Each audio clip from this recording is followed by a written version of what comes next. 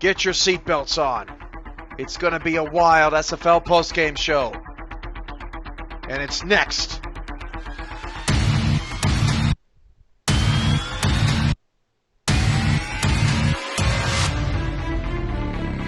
Final scores from around the league tonight. Baltimore wins in the final minutes, 17-13. The Cleveland Vipers get their first victory of the season and beat the DC Dragons 37-27. And Oklahoma City, down 31-14, scored 21 unanswered points to take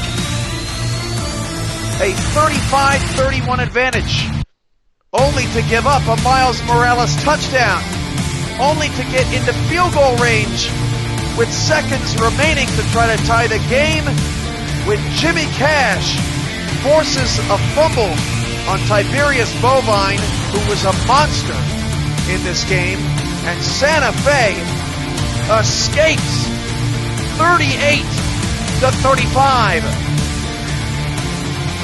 Open line now, 210-473-8428. What a night. This is what you live for.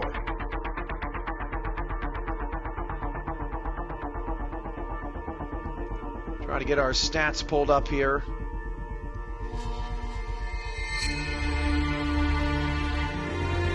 It was almost the second largest comeback in SFL history for OKC tonight. What a game. 216, you're on the SFL postgame show, and we welcome in Cleveland Viper owner Ronnie Nickens. Ronnie, congratulations. Thank you, Cam. This one has to feel good. From start to finish, a complete game out of Cleveland. DC tried to make it a ball game late, but really this was yours from start to finish tonight, and that has to make the win extra special. It did, Cam. I'm so proud of the guy, the defensive both coordinators working so hard to try to get us the ship right. This one really means a lot. It was. Hey, Ronnie, can you make sure that the broadcast is muted behind you? And they put in the work, and it really showed tonight. Even in the second half, we came out a little different, and we started spreading the ball around more than what we were in the first half. Although the first half was good too, it's just that I think in the first half we really wanted to get King started, and they succeeded with that. The defense, Diggs probably had one of his best nights this year. I think he pulled in about 3 interceptions. Yep. Marcus, I can't really say enough about him. He ran with authority tonight, and I was so happy that we only used them sparsely in the passing game, and for me, that's fine. I want him to run the ball, and he did just that. And so hats off to both coordinators for such an excellent job. Yeah, there's so many names to get to. You touched on a lot of them. I got some stats here. Marcus Allen Bose, 24 carries, $176 and a score. Bose started the season out well against Queen City, but then he sort of, fell off a little bit. He had a huge night, and that was important to your balance. But Scott King's had a lot of great nights in this league, 7 seasons, 12 catches, 286 yards, and 4 touchdowns. I mean, to see the wily old veteran play like that has got to almost bring a tear to your eye. It's so fun to watch. Well, the plays they used for him tonight were very very helpful in him being able to be successful that the way that he was tonight. And so I was very happy to see that. And then, like I said, in the second half, we opened it up to some of the other guys, which made us even that much better. So it was an excellent night offensively and defensively. Down the stretch, we had the game in hand, but I still didn't like giving those scores up like we did. But I guess we had such a big lead, it really wasn't going to matter. But I would have liked to have kept it at the 14. But I'll take it, and I thank the guys. Mario Savage throws for 393 yards, 4 scores, had 4 picks. On the defensive side, Espen Real continued his stellar rookie season. He had 8 tackles, 2 passes defended, and a sack. Bruno Capone had 9 tackles. Espen Real has been a monster in opponents' backfields this year. He had 3 more tackles for loss tonight. And looking up the individual leaders coming into the game, Espen Real. It's been sort of a back and forth between Espen Real and Mateo Maximo. Real had the strong night tonight. He will move into 6th place in the league in total tackles for loss. But these linebackers, Cleveland has always had a pretty decent defense, but these linebackers have got to be the best that you've had in your 7 seasons running the show. Is that? Would you say that's accurate? Yes, I would say that's accurate. And Stevie he's been a star since he's came here. So I'm just happy for him that he contributed so much in the defensing of the star players for DC. The Gray Conference is a very interesting story this year. When you look at the results from tonight, DC drops to 2-5, Carolina drops to 2-5, Queen City and NYC play each other. They're both 2-4, so one of them will drop to 2-5. At 1-6, Cleveland is a game out or 2 games out of being a playoff team.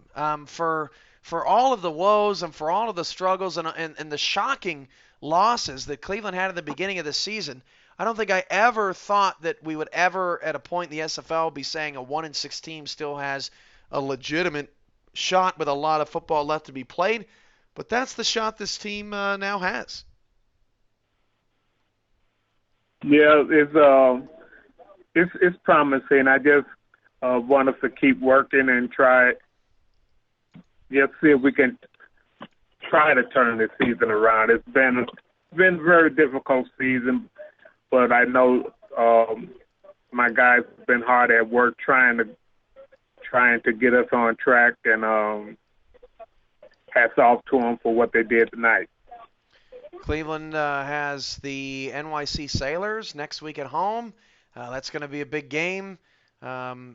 Especially if the Sailors get their 3rd win, or if they fall to 2-5, you have the potential to leapfrog them in the standings by virtue of the tiebreaker, and Cleveland would officially at that point be out of the gutter in the Gray Conference. So a lot of big things ahead for Cleveland. Ronnie Nickens, owner of the Cleveland Vipers, on the call with us tonight. Thanks so much for your time.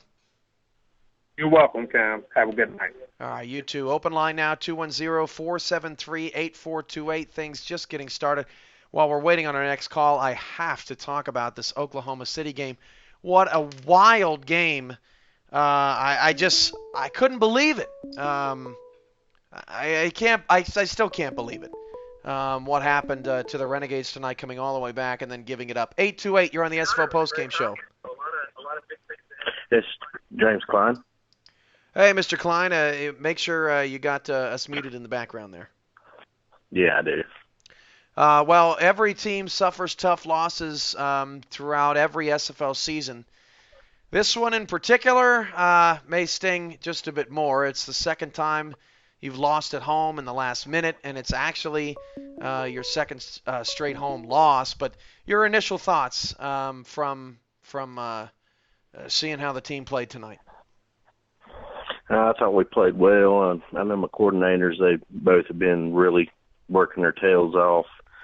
I just called in just for both of them to keep their head up, keep working. Things will get brighter. It's not the end of the world, and we got 5 games left, and keep preparing, and I think we'll be fine.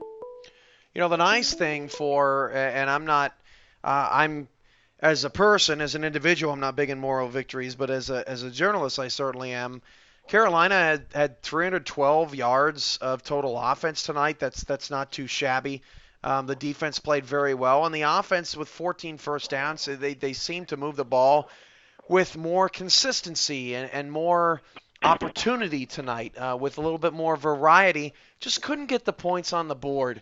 What's that extra boost that they need? And did you feel like, even though you scored less points than you did against Oklahoma City, that the offense did have improvement this week against the Crabs?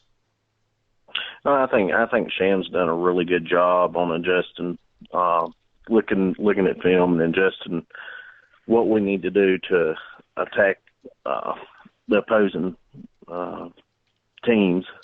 I know he's a little bit down right now, but I see the big picture.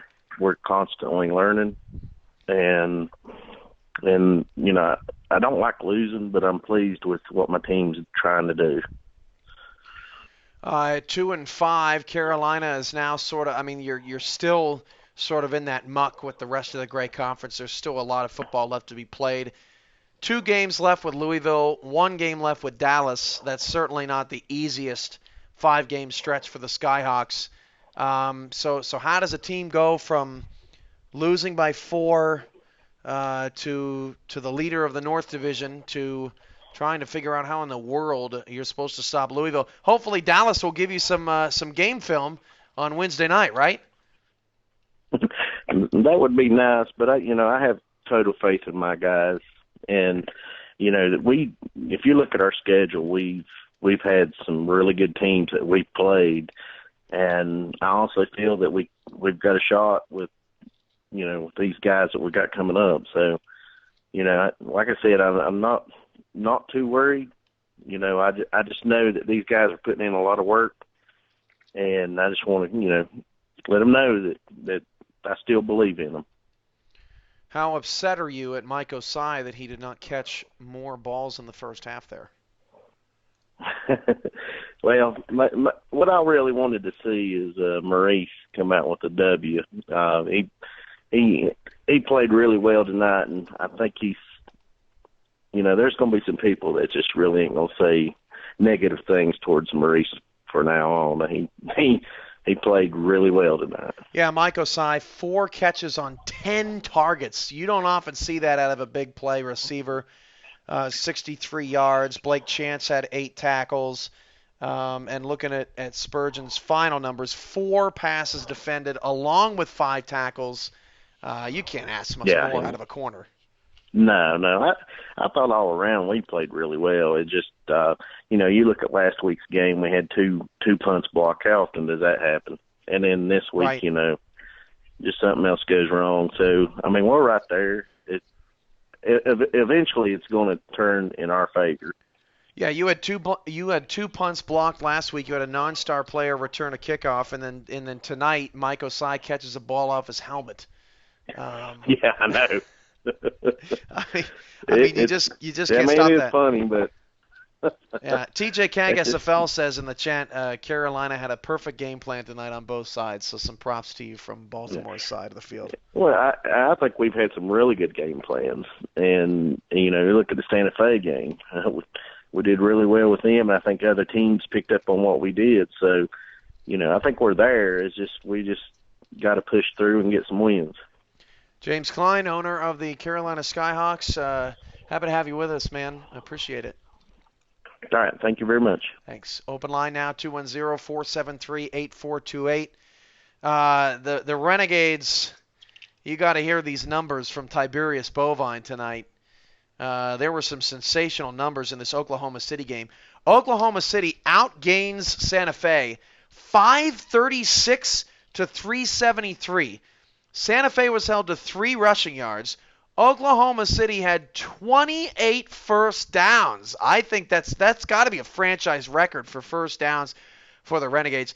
Oklahoma City has now lost 4 games this year, all by 7 points or less, 3 by 3 points.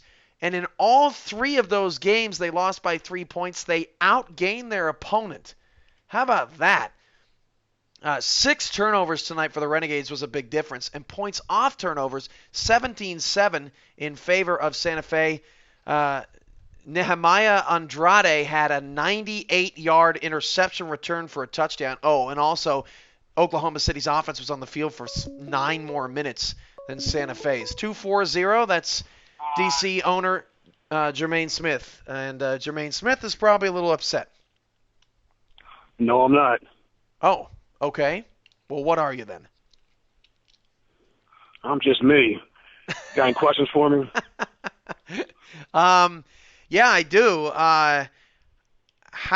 What happened with the defense that allowed Scott King to have the night that he had? Because he was obviously the catalyst. Well, first off, before I say anything, because I don't know if you want to have a 7-second delay on this conversation, I want to give it up to, I want to say congratulations to Cleveland staff, Mr. Nickens especially. I want to give a shout-out to Stephen T. Diggs and the other coordinator. Can't remember his name right now. They did a hell of a job. They came out. They put in work. I saw it firsthand, and I knew that they made improvements, and I had a hunch today that they would beat us today. You know, the Dragon offense moved the ball, but Cody Cantrell cannot test Stevie T. Diggs like he did. He sort of treated Stevie T. Diggs like he wasn't a superstar corner in this league, and he paid the price. He did. He never had 3 interceptions in the game before, and he did tonight.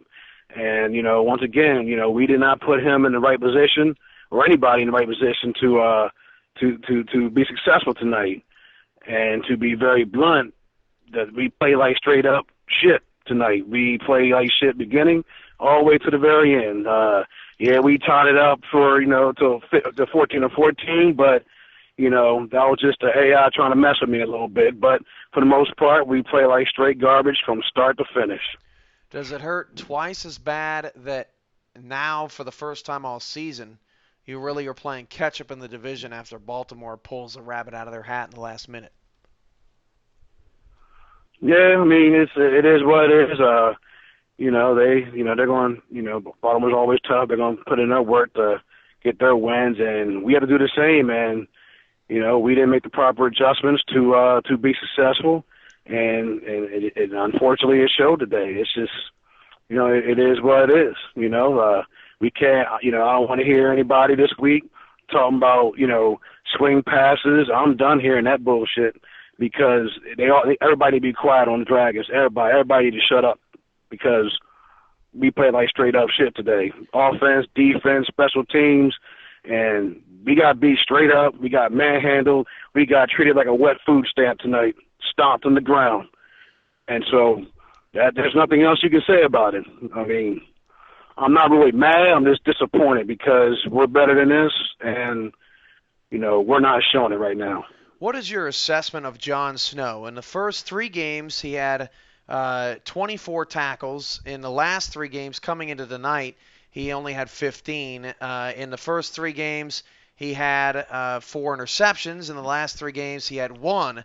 I don't think that he got an interception tonight, although I'm trying to confirm that. But it just seems like a potential Rookie of the Year has sort of fallen off in your defense.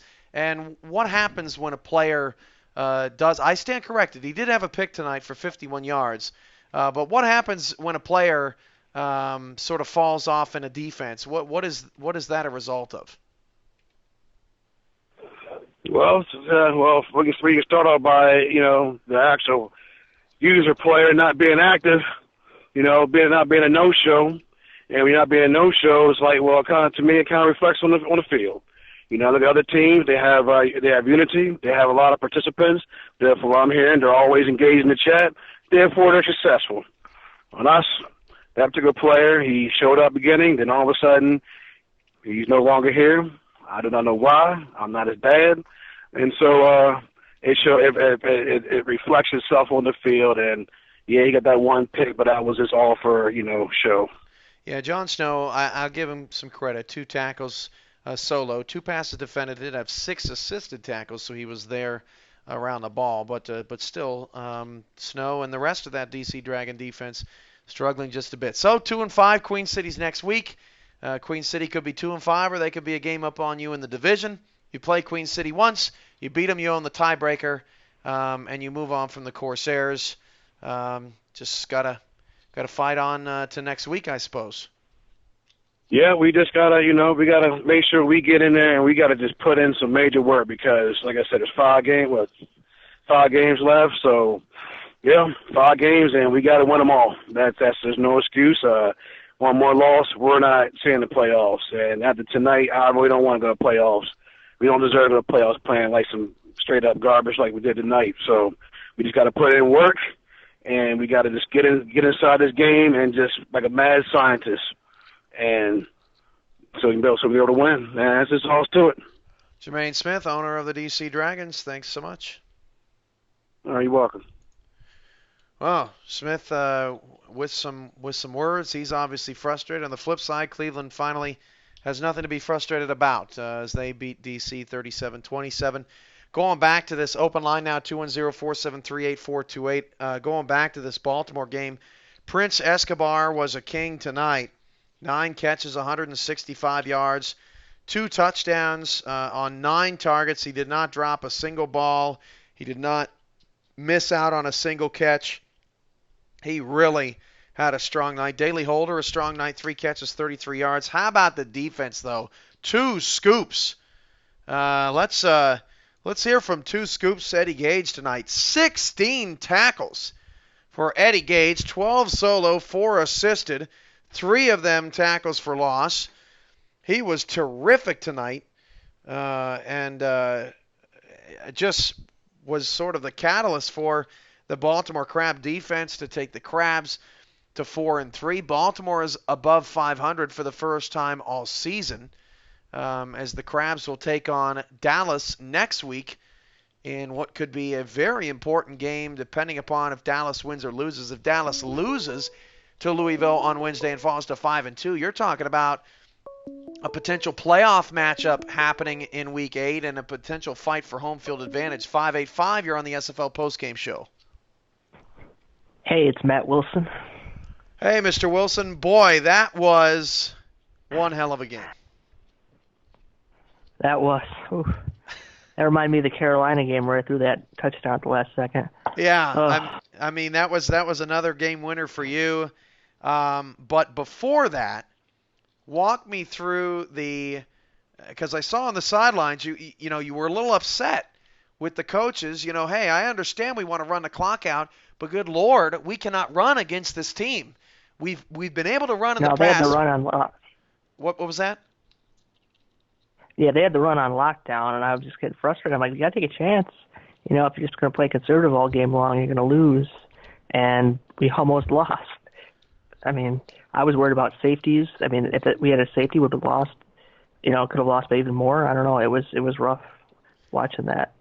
On the sidelines when Bovine gets his touchdown and Oklahoma City, I mean, you don't often see SFL games where a team scores 21 unanswered points in the fourth quarter when trailing. And that's what they did tonight. And Bovine gets that score, and they go ahead, and the crowd goes crazy. What was all that you could think about on the sideline? Just got to get back onto the field and drive down the field and score. Can't hang our heads. Just got to do our best. Now that we actually had a chance to throw the ball, see what happens. Right. And that chance paid off. Miles Morales wide open on a busted coverage by Tank Savage, who basically just let him go and then realized his mistake as he got caught up in trying to figure out who to defend, Morales or Nick T. Quick. When you saw Morales make the cut Man, you could see it in your eyes that you saw him. You knew it was over. Just got to make that throw and hope he doesn't drop it. Just put it right where he needs it and just let him do the rest. And he did a great job. Everybody did a great job. But when Colin Douglas got injured, I don't know, the air went out of the team and the sideline, and everybody was like, oh, no. And you could see our pass coverage start breaking down, and we weren't scoring. So I think that injury had a major effect on the game and team morale as well, especially on the defensive end. Sure. Yeah, the last couple of weeks have been tough for you guys and tough for you personally. You've had a ton of interceptions, more than you'd want. Looking at your next few games, not as hard of a schedule, although you're sort of in the midst of 4 road games in 5 weeks. Houston will be interesting. Of course, they want revenge in the second matchup of the season, but then road games at Los Angeles, at Orlando. Orlando plays some of their best ball late in the season. Still some big games on the schedule, but after playing Dallas and Oklahoma City, what have you learned, as a quarterback, as a gunslinger, about some of these defenses around the league and what they're doing to bother you? Definitely adjusting, bringing some more pressure. I got sacked a couple times, made some bad throws as I was getting hit, some wobbly balls, but you know what? I just got to forget about it and go in the next series and just throw the ball, because look what happens. You win the game. So just got to forget about it and play the next series like it didn't happen. Yeah, and I should have asked at the beginning, are you all right? Because you got popped a few times, even though they didn't result in sacks. And Oklahoma City does it almost better than any other team in the league. Even though they're not getting sacks, they're rushing your throws. I mean, even you can admit that. Yeah, I mean, a couple of my balls were just ugly. One I got hit and I threw an air ball, and it was picked off. I think 2 out of 4 were from pressure. So they were doing a great job getting to me, and I was feeling it, especially in the first half. Second half, straightened myself out. I think if I'd even given the chance to throw a little bit in the end zone there, it might not have been as close. But, got to give it to OKC. They did a great job. They should have probably won, but luckily I found Morales in the end zone there. So good on them. Lord Raider wants to know why you have 2 wobbly balls. Well, I don't know. I mean, let me check. The ladies don't complain in Santa Fe, so hey, as long as I'm getting the job done, that's all that matters. Well, last week you were so close to getting the job done in Dallas, and you couldn't do it. This week you were so close at sort of, you had another chance with under a minute to go, down a score. This week you capitalized. Did you learn anything from the situation last week that you were able to use in that final minute this week? Well, both plays were close. It's just a matter of my guys making the play, and unfortunately that was just a better situation. Those last-minute drives, just got to contain yourself and make the best plays you can, even if it's a few short dump-offs at first, just to get yourself into range where you can throw that medium long ball, but you don't have to throw the Hail Mary, because those are iffy at best. So I'd rather just get it into my hands of the playmakers in the middle of the field and let them run, and hopefully they do their job, and they did. Final stats for Matt Wilson tonight: 34 of 47, 370, 4 touchdowns, 4 picks, was sacked 3 times. Joseph Redfeather threw for 391 yards in this game, but he threw 5 picks and 4 touchdowns, was sacked just once. Leading receiver for Santa Fe, Nick T. Quick, 12 catches, 123 yards, and a score. I was getting to Tiberius Bovine's stats: 12 catches, 198 yards, and 2 touchdowns for Bovine. Look at what he can do when he's healthy. And Miles Morales, your game winner, 5 catches, 86 yards, 2 touchdowns. Morales has been a machine for you all season long, hadn't he, Matt? Yeah, he's kind of the secret weapon. Teams cover our receivers, and then he pops up, and he's made a few big plays down the middle like that. So the linebackers and the safeties can't be sleeping on him, because he will burn you. Matt Wilson, owner of the, I'm so sorry, Ramos. Owner.